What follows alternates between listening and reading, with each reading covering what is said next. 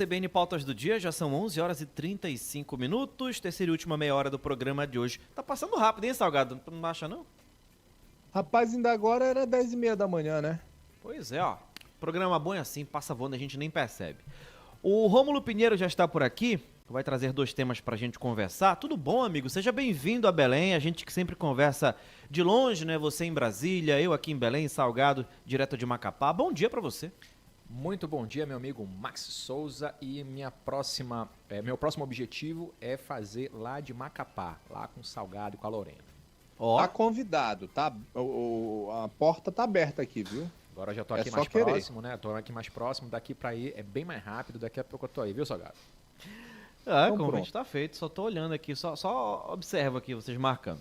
Bora lá então. A votação na CCJ do Senado da criminalização do uso de drogas. Enfim, entrou na CCJ, temos polêmica, temos repercussão, temos muitos assuntos em destaques. Destaques, enfim, Rômulo. Pois é, Max, a gente costuma trazer aqui para os nossos ouvintes sempre um tema que tenha uma relevância para muita gente. E essa questão das drogas é um tema muito importante porque nós temos um debate muito grande entre Congresso e STF em razão das políticas públicas de drogas. E é claro que isso envolve necessariamente opiniões políticas, e aí tem gente que vai defender que tem que criminalizar tudo, outros vão liberar tudo, e isso parte muito dessa questão da polarização que a gente vive hoje, sabe, Max? Mas o que é o fato de verdade? É que nós temos hoje, agora pela manhã, nesse exato momento, está sendo votado na Comissão de Constituição e Justiça do Senado a PEC número 45, que vai mudar o artigo 5º, inciso 80 lá da Constituição Federal, para prever qualquer tipo aliás, para incluir na própria Constituição punições para quem porta qualquer tipo de substância entorpecente. Então, nós temos hoje na legislação uma situação na qual há uma distinção entre aquele que é o traficante e aquele que é o usuário. E hoje, lá na proposta que está sendo votada agora, vai incluir todos que estão com qualquer posse de substância entorpecente como ato criminoso. Então, aquela questão lá de 30 gramas, 40 gramas, como é que fica? O que vale hoje, por exemplo? Então, hoje nós não temos o julgamento no Supremo Tribunal Não, Federal. perdão, o que vale hoje, por exemplo, para o usuário, ele pode Então, portar que quantidade? Então, hoje, na verdade, como o Supremo ainda não fechou a questão, como é que é a regra hoje? Ah, A quantidade é um dos elementos possíveis para apurar se a pessoa cometeu um crime ou não. Não é o único. entendi. Né? Então, a todo um contexto se analisa, o local que a pessoa estava, o tipo de droga que a pessoa estava portando, as circunstâncias em que ela foi apreendida. Então, tudo isso, o conjunto de tudo isso distingue se a pessoa é um traficante de drogas ou se ela é um mero usuário. A quantidade ela é relevante sim, mas é um dos elementos apenas. E aí, o que o Supremo está discutindo? Que esse artigo 28, ele hoje dá punições para quem é pego na qualidade de usuário de drogas. E essas punições, Max, são punições que não são prisão. Né? São punições que são medidas educativas, são situações que são extra-prisão. Né? E o STF vem entendendo que nem isso pode acontecer. Então, quem é pego portando drogas para consumo pessoal, em razão das questões de saúde pública, o STF vem entendendo, falta um voto apenas para para descriminalizar a conduta de portar drogas. Então, hoje a legislação configura crime, mas não dá uma punição de prisão para quem é pego portando droga, independente da quantidade. A questão não é só a quantidade, é sim a questão do contexto e circunstância que a pessoa é pega com isso. E o Supremo, na verdade, tem um pedido de vista do ministro André Mendonça, para o ano que vem, com certeza, vai sair uma posição, mas o Senado já reagiu e incluiu na Constituição uma proposta, né, de entender que em qualquer circunstância, quem for pego portando substância entorpecente comete crime, independente da circunstância. Essa é a questão que há uma briga muito grande entre poderes. Então, Agora, tem essa retaliação. Eu vejo como uma retaliação agora isso aí na CCJ, o Rômulo, não é? Salgado foi preciso. É uma retaliação, sim, porque o Senado entende que essa é uma questão de deliberação do Congresso e não do Supremo. Aí fica essa questão de quem está tomando o poder de quem, que é muito comum agora essa discussão. O problema é que o Congresso também, ele, para discutir esse assunto, demorou muito tempo, né? Então acaba que as discussões são demoradas e aí não existe vácuo de poder, a gente comenta muito isso. Quando alguém abre essa possibilidade, alguém assume esse poder. E aí há uma discussão sobre o ativismo do Supremo, há uma discussão sobre o avanço dessas atividades do Supremo, de fato há alguns excessos, e aí fica essa discussão entre os poderes. Quem é que vai determinar essa questão das drogas? E aí há uma discussão grande, por quê? Porque se o Supremo já está decidindo que não vai ser mais crime, o Senado aprovando na CCJ daqui a pouco, está sendo votado agora, inclusive, isso passando no Congresso em geral, virando lei, vai voltar lá para o Supremo, porque o Supremo já disse, olha, vai finalizar o julgamento, vai dizer, olha, não é crime, e o Senado e o Congresso dizem, é crime, entendeu? Então vai voltar para o Senado e para o Supremo vai decidir de novo, e, enfim, vai ficar nessa situação complicada aí. E outro ponto importante, Max, é que nesse meio tempo aí começam essas discussões sobre, na verdade, o que é a questão das drogas e quem tem razão, porque uns dizem que o usuário ele fomenta o tráfico, ou seja, jogam no usuário a responsabilidade pelo tráfico de drogas, que é uma das principais mazelas da sociedade. O usuário, ele aponta de tudo, só aponta.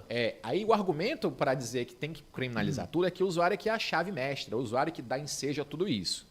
O tráfico de drogas é um dos crimes que traz maiores malefícios à sociedade em geral, porque aí tem tráfico de armas, tem tráfico de pessoas, enfim, é uma coisa horrível. Caso de saúde pública. Saúde pública. E aí se transfere na tese de quem quer criminalizar é que o usuário é responsável por isso. Mas agora falta entender, Max, que a própria lei de drogas, para quem estuda um pouquinho mais essa lei, não traz a punição maior para o traficante. A punição maior na lei de drogas é para o financiador do tráfico. Pode pegar uma pena de 20 anos. Ou seja, aquela pessoa que traz a droga de fora para o Brasil. O Brasil não é um país produtor na quantidade suficiente para o próprio consumo interno de drogas. O Brasil não ele produz drogas sim, mas não na quantidade suficiente para atender o mercado interno. Então se busca de fora. Historicamente, o Brasil sempre foi um mercado consumidor, importador de drogas. Então, a lei de drogas, quando veio, ela veio punir com maneira mais grave aquele que importa a droga para cá. E esse é o principal responsável por esse tipo de situação. Tanto é que a pena é maior para ele. Então, falta as pessoas terem esse conhecimento de quem é o financiador do tráfico, que é essa pessoa. Olha, Max, não é fácil trazer droga de fora para o Brasil, né? É um custo muito alto. E eu acho que se um dia a questão da legalização for colocada na mesa, eu acho que tem muitos detalhes a serem definidos, né? Porque se a gente comparar, inclusive, com a legalização nos Estados Unidos, por exemplo, você não fica comprando de esquina, você tem locais específicos com tratamentos A, B, C e D. Então, eu acho que antes de uma discussão até sobre legalização, eu acho que vai ter que passar por todos esses processos. E, assim, dando a minha opinião, não sei se o Brasil está preparado para uma transformação tão gigantesca assim, em relação a essa política de drogas. Essas comparações são feitas com países desproporcionais ao nosso. Então, os Estados Unidos têm uma política pública de repressão a esse tipo de coisa mais adequada que o Brasil. Alguns comparam com o Uruguai, que liberou algum tipo de droga agora nesses últimos anos, mas também é um país muito pequeno comparado ao nosso país. O controle eu acho que é maior, né? O controle, enfim. Agora, a questão principal a discussão em saber se nós podemos liberar o acesso às drogas ou tratar a questão como uma questão de fato que é uma questão de saúde pública. Você vê que pessoas que são presas, em geral, Max, são pessoas que não têm uma condição social muito boa, são pessoas que estão aí num vício muito grande. Você vê que tem gente que precisa, e a gente trabalha com isso lá em Brasília, gente que já perdeu o discernimento total, mas é pego transportando droga para outras pessoas e vai enchendo as cadeias assim. A maior quantidade de pessoas... O aviãozinho. O aviãozinho, a mula... Né? Às vezes mais pela reincidência do que qualquer outra coisa. Com certeza. Então, agora, é uma questão muito complexa para a gente aqui, em poucos minutos, dizer quem tem razão ou não tem. A gente tem que debater esse assunto muito importante. Agora, de Brasília, o que nós temos? Uma discussão muito grande para saber quem é que vai ter o direito de dizer que o que é ou não é possível. Para qual mão, é o vai? Ponto, né, Rômulo e Max, ó. Eu conheço, eu já fui para o Uruguai, já fui também para Amsterdã, na Holanda, onde é legalizada a venda. E ela é específica em determinados locais. São nos cafés em Amsterdã e nos estabelecimentos que são cadastrados também ali no Uruguai. E, cara, tu não vê assim. Mas é maconha. O negócio que, quando vão discutir drogas no Brasil, generalizam para todos. Ah, a legalização das drogas. Ninguém é favorável à legalização de todas as drogas. Agora, a discussão que principalmente os especialistas fazem é sobre o fim medicinal também da maconha. E existem estudos que vêm sendo feitos e com produtos à base dos canabinoides, né, que tem um potencial muito importante para muitas doenças. E claro, isso passa. É bom conversar com a gente viajada, né? O Salgado na Amsterdã, então é legal esses exemplos. Eu tenho exemplos daqui de Marituba só. Eu tenho exemplo dali também de Brasília. O pessoal de Amsterdã é outra história para a gente conversar, é outro nível, né? Mas o Sauro falou uma coisa importante, né? Então você tem países, quando tem uma legislação mais organizada e um controle melhor de saúde pública, que tem uma possibilidade de fazer esse tipo de política. O Brasil, não sei se está capacitado para isso. E a discussão fica lá no Supremo e no Congresso e a gente fica aqui observando o que vamos esperar. Agora, uma coisa é certa, Max e Salgado, palavra final é sempre do Supremo, então provavelmente vai ser descriminalizado. Eu acho que a gente precisa primeiro desconstruir alguns abismos sociais, né? Pra gente até pensar na questão da legalização, quando a gente fala na maconha, por exemplo, né? Eu acho que quando a gente resolver o problema da questão da desigualdade, ou pelo menos tentar amenizar os impactos, eu acho que a gente consegue pensar em coisas melhores. Não mudando de assunto, mas pegando o gancho só para fazer essa comparação, hoje em dia, o Congresso, principalmente a extrema-direita, o pessoal está muito mais preocupado em relação ao aborto do que o abandono parental. Quando é que a gente vai resolver o problema dos pais que abandonam as mães? Eu acho que acho que a gente, às vezes, quer colocar situações antes de outras importantes. Eu acho que é uma pirâmide. A gente precisa resolver isso desde o início para poder chegar lá no alto. De verdade, a gente não pode atropelar os processos. Com certeza, meu amigo. E é um assunto que não se resume em uma conversa de botequim ou de esquina. É um assunto complexo, tem que ser debatido com gente que realmente entende do assunto. A gente entende que tem pessoas assim que têm a perspectiva de vou botar todo mundo na cadeia porque a droga influencia um monte de coisa, só que o assunto é muito além disso. Muito.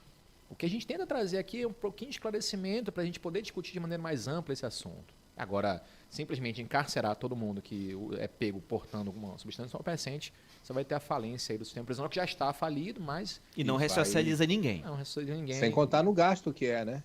E o custo de um preso aqui na Amapá é quase 3 mil. Esse é outro ponto de vista, né? O custo que essas pessoas têm para o Estado, como poderiam ter outras políticas públicas de ressocialização que pudessem resolver esse problema, né? Enfim, difícil. E aproveitando esse gancho, até acho que muita gente pode até pensar nessa questão do preso. Muita gente acha que todo preso já ganha aquele direito. Como é o nome? Esqueci daquele benefício. Saidinha. Não, auxílio reclusão. Auxílio reclusão não é. Né? Explica, Rômulo. É só quem tem previdência ali, carteira assinada e tal. Eu sou professor também, né, universitário. Então, essa é uma briga constante nos meus alunos, né, que estão começando. É a bolsa bandido, e tem que matar todo mundo, e tem que morrer, etc. Né? E a gente, com muita paciência que tem que ter, explica que esse auxílio reclusão é um benefício para quem paga previdência social. Quem não paga não tem direito. E outra, a reforma da Previdência diminuiu o prazo, a pessoa não recebe o tempo da pena inteira, muito pelo contrário. Em torno de 3, 4 meses, é pouco, e dependendo de quanto a pessoa contribui. Porque veja, Max, se alguém é preso injustamente ou justamente, enfim, esse tempo é uma prisão provisória que a gente chama, não está condenado ainda. Esse cara foi inocente. Hoje você trabalha, tem filhos e família. Se eventualmente alguém te prender injustamente amanhã, você vai ficar sem manter a sua família e sem essa previsão financeira. E tendo pago a previdência para isso. Quem na Previdência Social, quem se acidenta, tem direito ao auxílio de acidente. Quem tem filho se afasta.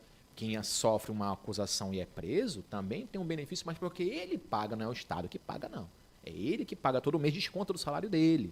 Então é importante saber, esse dinheiro não é de graça, esse dinheiro é da gente que contribui. E outra coisa importante, ele é apenas provisório, de poucos meses, a depender de quanto a pessoa contribui. Então não tem bolsa bandido, isso não existe. E não é todo mundo que recebe isso não, de jeito nenhum. E eu ainda ouvi de uma pessoa, quer dizer, algumas pessoas, né? O governo aí aumentou a bolsa agora deles aí, enfim. Bora seguir, bora pro intervalo, 11h50 já, porque daqui a pouco a gente fala da derrubada dos vetos presidenciais, é um marco temporal no Congresso Nacional. Mais uma, Salgado. Bora pro intervalo? Bora, a gente volta já. CBN Pautas do Dia. CBN Pautas do Dia.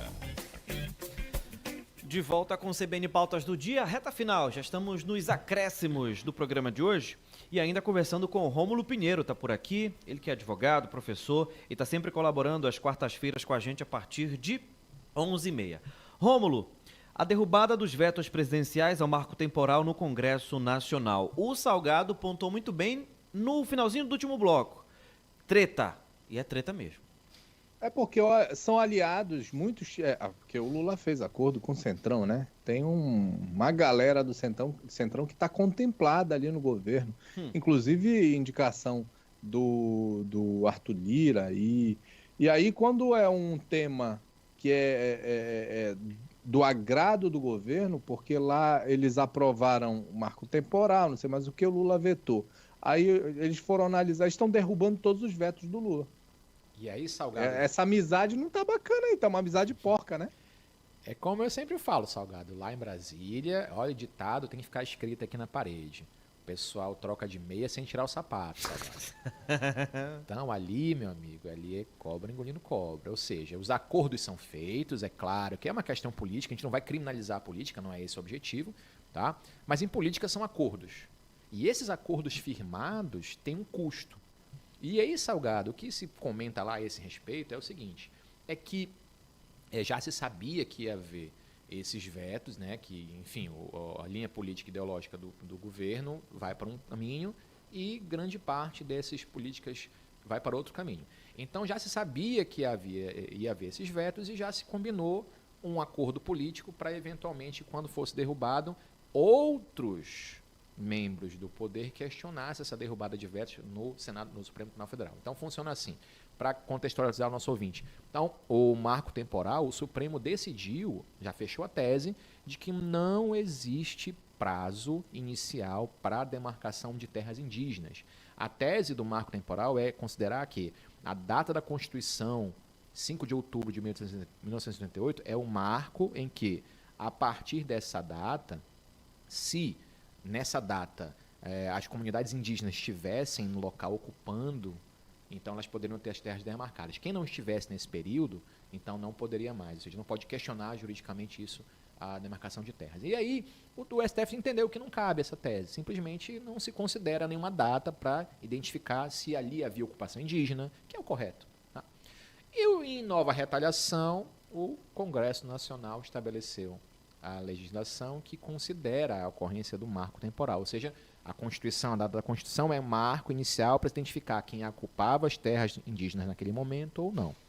E aí o presidente, claro, vetou esses pontos da legislação e o jogo político é voltar para o Congresso e reanalisar os vetos do presidente. Os vetos caíram, ou seja, mantiveram a legislação como foi feito, ou seja, criando um marco temporal para identificar. Ou seja, se não tivesse indígenas ali, naquela data, então não pode demarcar. Considera, Max, que eles foram expulsos, né? Muitos na época do ditadura militar foram expulsos, enfim. Mas os vetos foram derrubados e, lógico, o que vai acontecer agora, o governo, aí entra a questão Salgado. O governo não quer se agastar politicamente com essa discussão e vai aí aos partidos políticos levar esta legislação lá no Supremo para dizer, olha, aqui o Supremo identificou que não existe essa tese do marco temporal, o Congresso criou uma regra do marco temporal e agora eu quero que vocês, Supremo, confirmem o julgamento de vocês e digam que esse marco temporal não existe. Essa lei é inconstitucional.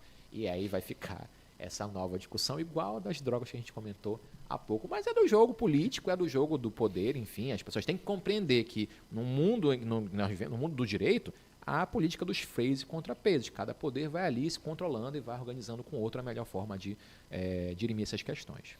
Bom, muita gente usa o termo loteamento de cargo nas pastas, muita gente usa como forma de negociar e forma de administrar. O que acontece? Eu não vou dizer que eu previa isso, porque ninguém consegue fazer isso, mas por um bom entendedor, desde as eleições, ficou muito claro que o Bolsonaro não foi eleito, não foi reeleito, mas a base dele continua muito forte e até aumentou essa base no Congresso, Rômulo. E se a gente avaliar o Centrão, se a gente avaliar a extrema-direita, o Lula governa, mas ele governa acho que na marcha 2, na marcha 3, ele não consegue fazer tudo que ele quer. E aí, Max, para quem argumenta sobre questão política, até entende que isso seja até benéfico, por quê? Porque aí você tem um executivo atuando e o Congresso ali limitando certas questões. O grande problema... O que faz parte, faz parte do jogo democrático. O grande problema é quando essa limitação se dá de maneira obstinada, cega. Ou seja, eu vou votar tudo que é contra, que é para prejudicar quem está ali no executivo. E Remax, isso aí não é uma condição unicamente da extrema-direita, não. Quando foi ao contrário, também havia os setores da esquerda que também faziam essa posição cega, não nesse extremo, mas faziam também. Então, assim, o corpo político precisa amadurecer bastante para entender que essa limitação tem que ser feita de maneira responsável. Claro, hoje nós temos aí setores bem arraigados da extrema-direita que obstam tudo mesmo. Agora, claro, o Centrão ainda tem aí a sua força junto com o governo e algumas coisas andam passando, como, por exemplo, a reforma tributária que passou nos termos do Haddad que queria, e isso aí foi um grande ganho para o governo. Agora, é claro, nem sempre isso vai acontecer em razão desse pragmatismo lá no campo político que você mencionou. Antes da gente encerrar, eu lembrei, eu vou falar isso porque foi o próprio deputado que falou. Você pegou o gancho, eu não quero nem saber qual é o projeto, eu vou votar contra. O Éder Mauro, ele que é do PL, deputado federal aqui do Pará, deu o nome porque ele falou isso em um podcast. Ele falou que quando ele chegou no seu primeiro dia de mandato, ele conheceu o Bolsonaro, que até então era deputado federal. E quando ele conheceu o Bolsonaro disse o seguinte: bora, tu és o quê? Tu é da direita? Tu és delegado? Tu és do Pará? Aí o Éder Mauro disse: sou isso.